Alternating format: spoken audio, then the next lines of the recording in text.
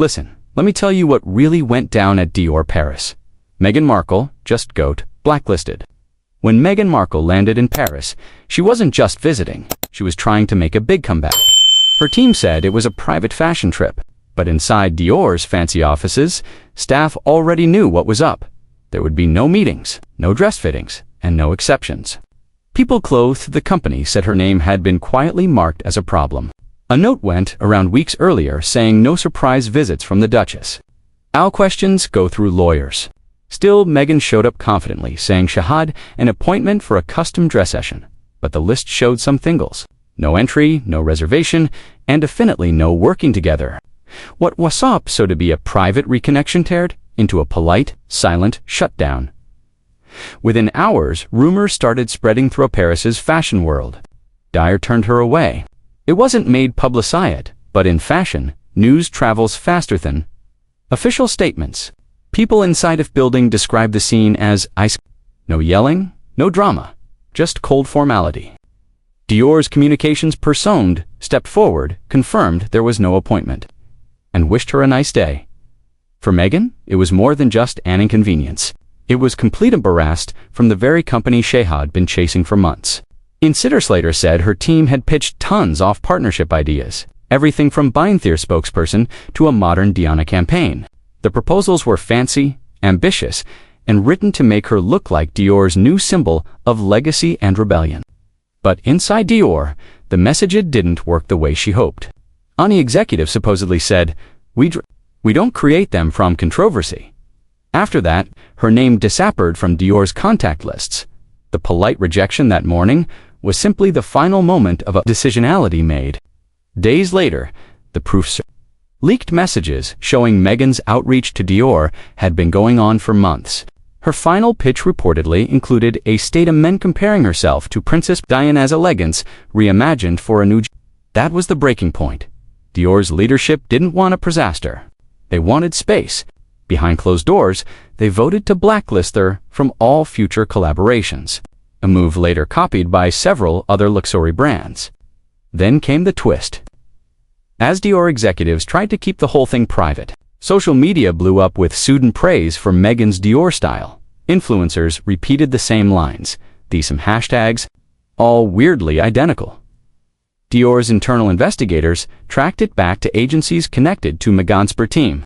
To Dior, it looked like an attempt to fake a partnership.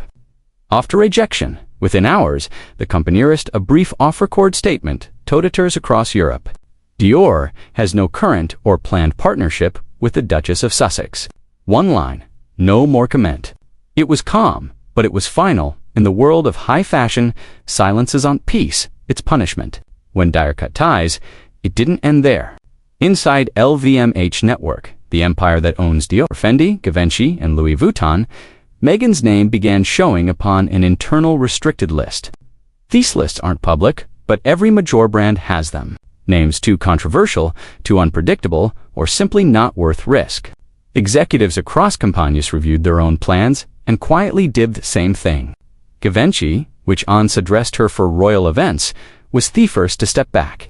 Chanel declined fewer pitches. Even stylists who unsampled luxury samples for her got subtle warnings. Avoid association. It wasn't personal, it was protection. The Duchess had become what the fashion world fears most, a PR problem in Paris didn't exile her.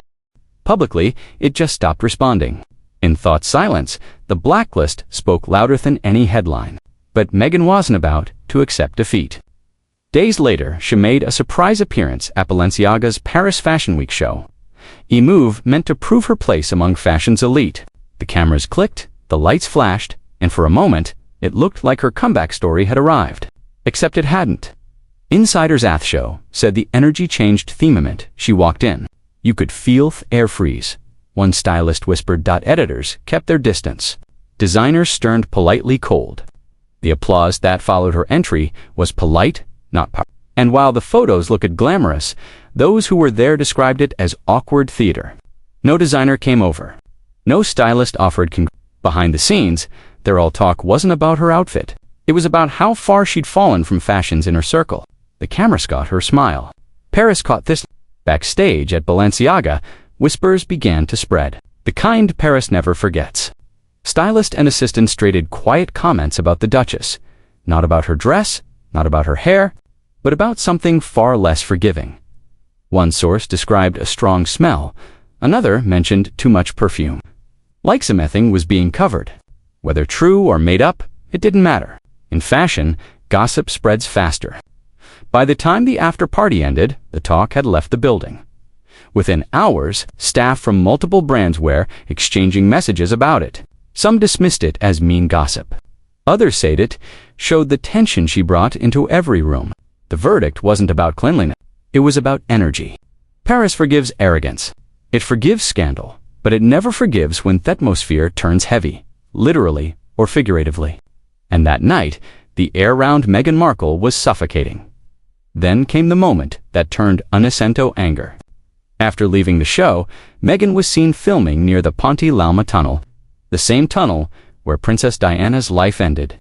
Her team claimed it was just a scenic drive, but City didn't buy it.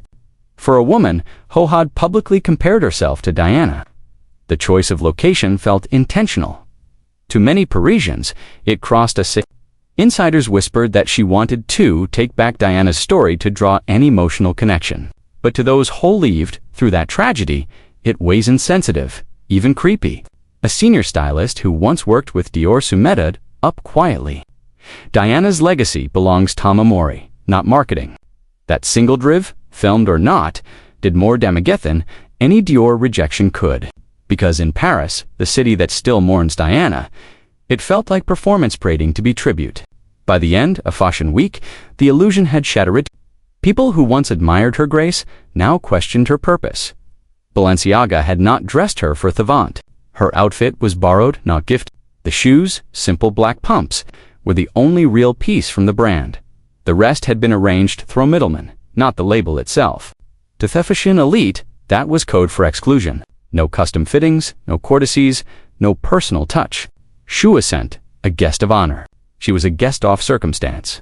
And that's when editors who once flattered her began to keep their distance, stylist clean requests, even photographers angling for her best side. It wasn't cruelty. It was quiet rejection, because in Paris, they don't boo you out of the room. They just stop looking up when you enter it.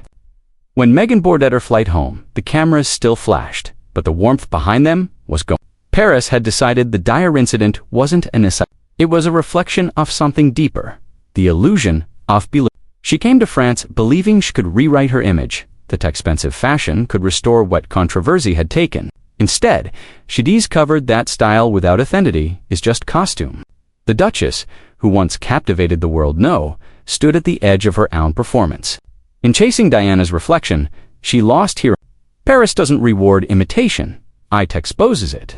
One editor's note in Le Figaro captured the sentiment perfectly. The difference between Diana and Meghan was never just grace, it was truth. By the time she left the city, the whispershad turned to silence, not scandal, just conclusion. Because in the end, Meghan didn't walk out of Paris as fashion royalty.